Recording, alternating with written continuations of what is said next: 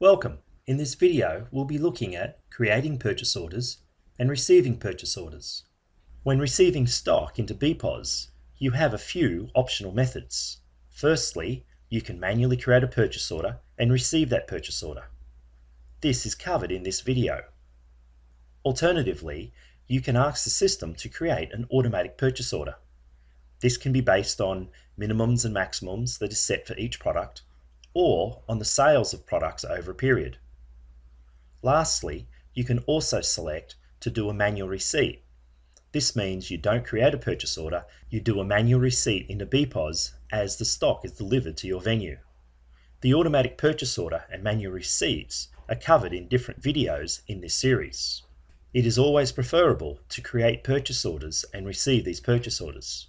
Firstly, it doesn't take much more effort to create the purchase order, especially if you're using the automatic purchasing system. Additionally, you get the benefits of the system tracking which products are on order. This will help prevent over-ordering or duplicate orders, plus it will also prevent out-of-stock situations. Additionally, any products that you have ordered but the supplier has not delivered will be evident, and then you can pursue alternate purchasing arrangements, maybe from another supplier. Before we go any further, let's have a quick word about operator flags and privileges. As we go through the purchase order creation and posting and receiving, there are numerous operator flags that determine whether each operator can access each of these functions. Just quickly looking at the operator flags, we can see that there is a flag to allow creating or editing a purchase order. Next, there is a separate flag to allow posting a purchase order. Next, there is a different flag to allow receiving a purchase order. We see there is a flag for receiving manual receipts. And lastly, there is a special flag that when this is on, when you receive a purchase order, it is only pending, meaning then another operator without the pending only flag turned on has to approve that receipt. Anyway, let's look at creating a purchase order. Firstly, let's go to the stock control menu. And within stock control menu, the first option is purchasing and receiving. When I click on this, I firstly get a list of all my uncompleted purchase orders. You'll see down the left, I have a list of all my suppliers. Currently, all suppliers is highlighted. And on the right will be a list of all the uncompleted purchase orders. You'll see at the moment, I have no uncompleted purchase orders. If I click on the Show Completed flag, you'll see firstly, I get a display period added to the header of this list. Then below, you'll see that I've got a list of the completed purchase orders that are from that period. You can see here I have 6 completed purchase orders. These completed purchase orders will always be available in the system, and you can always refer back to past purchase orders that have been fully completed. Okay, but now we'll look at creating a new purchase order. At the top of the screen, you'll see in the toolbar, I have the option New Purchase Order, Edit Receive, and Manual Receipt. We'll go into New Purchase Order. When I click this, firstly, I must select whether I want to create a blank purchase order or an automatic purchase order. We wish to do a blank purchase order. An automatic purchase order is covered in another video in this series. Let's click on Blank Purchase Order. Now, I must select the supplier for this purchase order. If I had already selected a supplier in the purchase order list, then that supplier would be used and I wouldn't get this question. For the moment, I'll select Sweps. I am now presented with the purchase order entry screen. Towards the top below the toolbar, you'll see that I have header information that I can enter for this purchase order. Below this, we have all the products that I wish to include on this purchase order.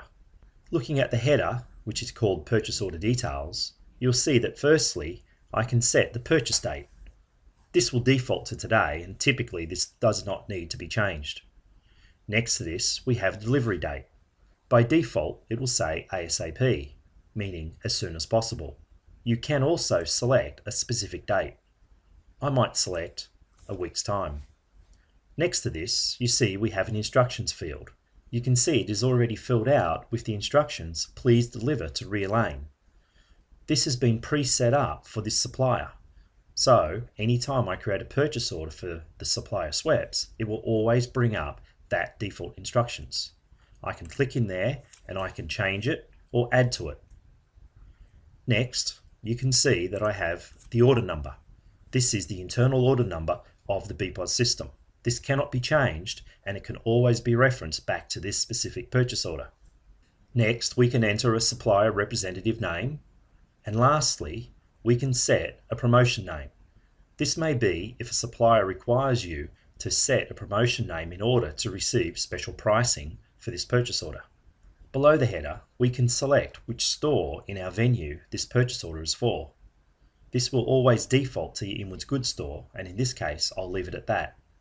Okay, looking at the toolbar, we can see that the options include exiting the purchase order, but do not post. That means that we can exit halfway through creating this purchase order, and the system can save that purchase order for us to go back in and edit it later. Then the next option is posting the purchase order. We can print the purchase order. Then we have our add, edit, and delete functions. Okay, you'll see that we have two ways of adding an item to this purchase order.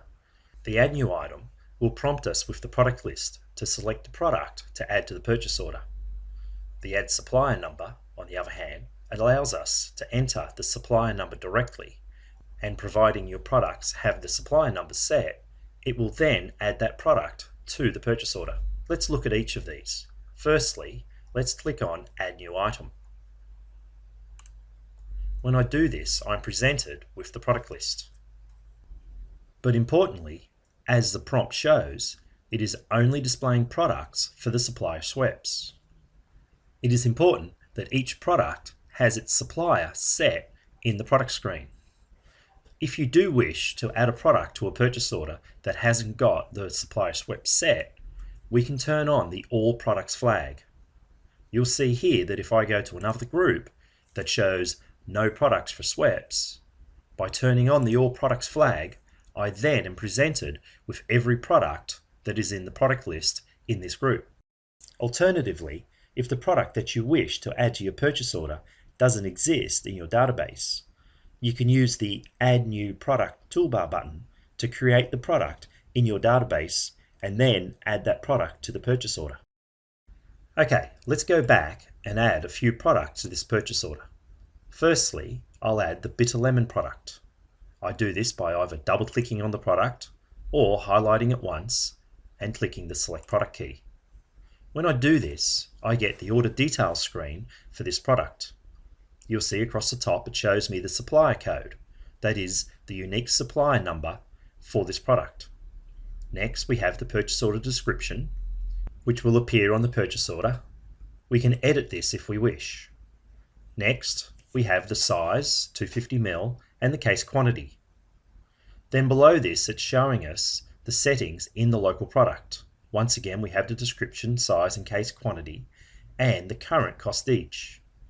As I haven't received this product in the past, there is no current cost in there. In the future, once I've received this product in, this cost will show me the last cost that I received this product at. I also have the ability to edit the local product. If I see that any of the information here is incorrect, like the case quantity or the size, I can edit it directly from this screen, simply by clicking on the Edit Local Product button. Below this, you'll see we have the receiving store details on the left. It's showing us our current quantity and cost on hand, our current quantity on order, and any minimum and maximums that is set within the system. I can also see that the cost tax set up for this product is that it's GSTable. In the middle of the screen, I can enter the order details. I can enter in the quantity of cases I wish to order, and I can enter the quantity of units that I wish to order. Below this, it will show me the total quantity of units that I have got on this order. You'll see below all this, we have the cost X and the total X. As mentioned earlier, as I've never received this product before, the unit cost X and total X is still 0.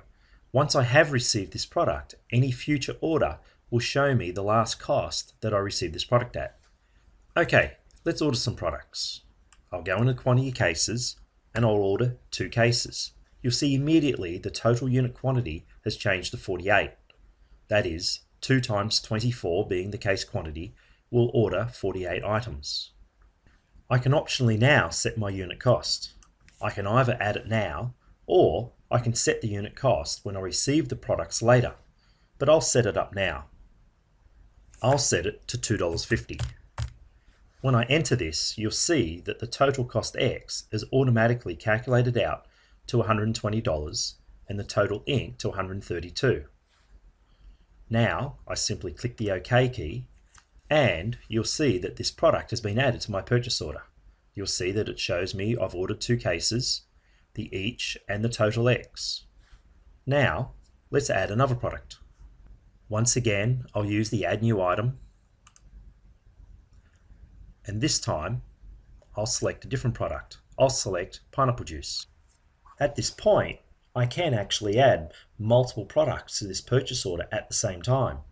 To do this, I simply hold down the Control key and click on each product that I wish to add. Then, when I have them all highlighted, I can click on the Select Product toolbar and each of the products will be added to the purchase order. Each product will be prompted to me in turn to enter the quantities that I wish to order. But for now, I'll just add the pineapple juice. This product I have ordered in the past, so now you'll see that there is a unit cost down the bottom of the screen. Additionally, you'll see that the case quantity is not set for this product, and you'll see that I do not have the option of entering the quantity of cases to order. I can only enter a quantity of units. I'll enter a quantity of 6. Once again, you'll see that the total unit quantity is set to 6, and below this we have a unit cost X and a total cost X. I'll click on OK. You'll see how easy and quick it is to add products to the purchase order. Another way of adding a product to a purchase order is using the supplier number. I'll use supplier number 12233. And to do this, I simply click on the Add Supplier Number, and then in here, I simply type in the supplier number. When I click the OK button, the system has automatically found this product using the supplier code. You'll see that it is Pepsi Can Max, and it's immediately prompting me for the amount of units to order. I'll order 3 of these, and as I do not know what the cost price will be, I'll leave it at 0. An even faster way of adding products to a purchase order is simply use the keyboard. If you're entering supplier numbers, you can use the asterisk key and that will prompt you to enter the supplier code. I can then enter the supplier code, hit the OK button, and it takes me immediately to enter the quantity of cases to order. I can simply enter 5, and by hitting the Enter key, I have now added that product to the purchase order. At any time, I can go back and edit a previous entry on this purchase order. To do this, I either double click on a line, like so, and I can go and change the unit quantity or the cost X that I'm ordering at. Alternatively, I can highlight the line and click the Edit Item button. Lastly, what I may wish to do is simply delete an item from this purchase order if I change my mind. This Pepsi Can Max, I've changed my mind and I wish to remove it from the purchase order. I simply click the delete item, it prompts me to confirm my selection, and now you'll see it has been removed from the purchase order. As mentioned before, I can exit this purchase order and save it and come back to it later.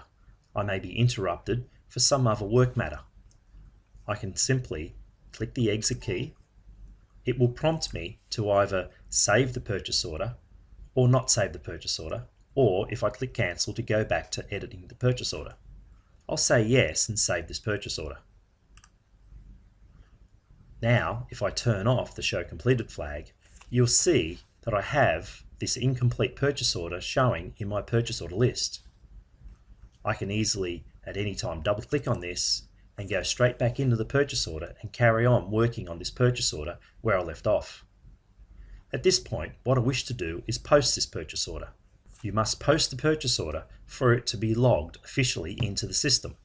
By doing this, it will update the on order fields for each of the products that you've ordered. I'll click on the Post Purchase Order, it now prompts me to print this purchase order now. I'll select yes.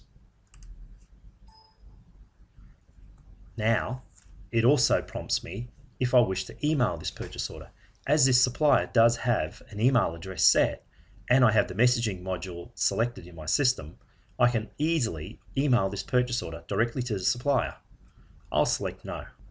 Let's have a look at the printed purchase order.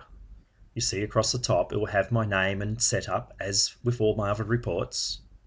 Then below this it will show me the requested delivery date that I selected, the delivery address, and also the delivery instructions.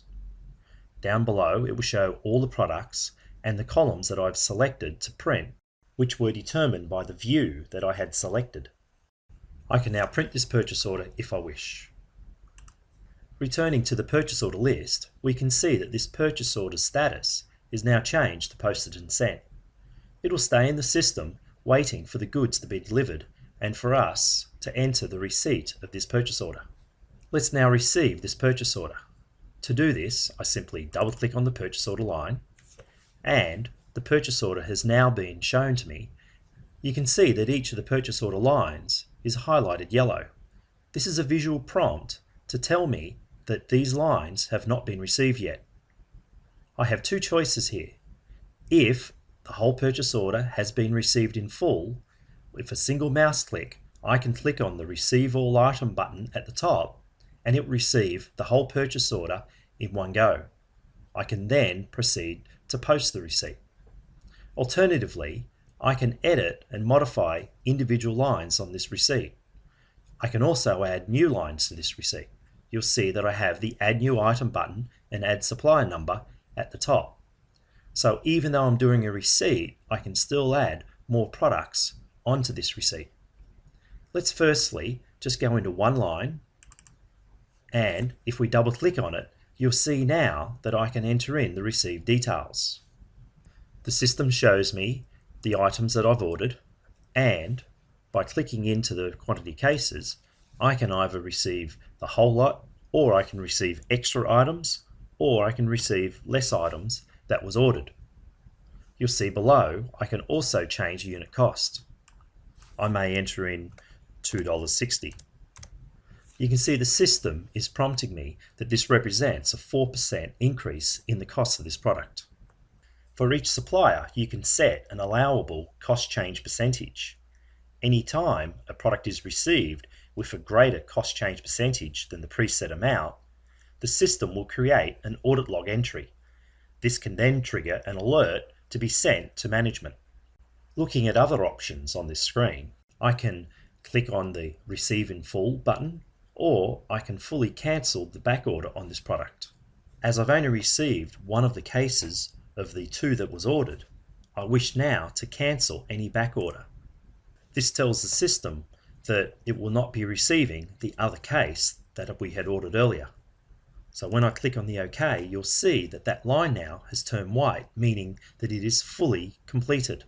Not fully received, but certainly there is nothing else waiting to be received on that line. As all the other products have been received in full, I can now click on the Receive All Items button. And with one mouse click, it will receive all the other items on this purchase order. Now, turning our attention to the header portion of the receipt, you'll see that there are invoice details that we must enter. The majority of these details have no impact on the stock or the stock system. They are there for your reference, and if you export the accounts payable information to your accounting package, this header information is what is exported out. Most or all of this information would be included on the printed invoice that you received with the goods that have arrived. So let's go ahead and fill in some of these fields. One of the most important fields here is the invoice number. This then can track this purchase order back to the invoice from your supplier. At the top, we have an invoice total. Then we have the GST component. And then you'll see below we have the total ex-tax. Before we fill this out, below it you'll see there's a field called ex-tax difference. Currently it is showing me that the difference between the total ex-tax and what we've received in ex-tax has a difference of $309.60. This is a double check to warn you that there is a difference in your receipting. As I type this in, you'll see that the ex-tax difference price changes until I've typed in the exact same amount, and now the ex-tax difference is 0. If it is not 0, whenever I try to post this purchase order, it will warn me that there is an ex-tax difference, and it gives me an opportunity to review my entries on the purchase order. Also in the header, you can see that we can type in a comment, a finance charge, and a freight total. Also, there is a field for invoice discount and the invoice due date. On the top right-hand corner, there is a special field called Item Extra Charge. This is a bit different to the other fields insofar as that it will have an impact on the products that you've received. What this will do is whatever charge you put in there, say $100, will then be added on a pro rata basis across all the products within this purchase order. This can be if you have extra surcharges that apply to this purchase order that the invoice didn't include on the individual line items. This gives you an opportunity to add an extra charge to all the cost prices of the products that you've received. Lastly, just below the invoice details, there is a special field called Stock Apply Date. By default, the stock system in Bepoz is a FIFO one, meaning first in, first out. This way, every batch of products that you receive in will be tracked individually, and as the name suggests, the first products purchased will be the first product sold.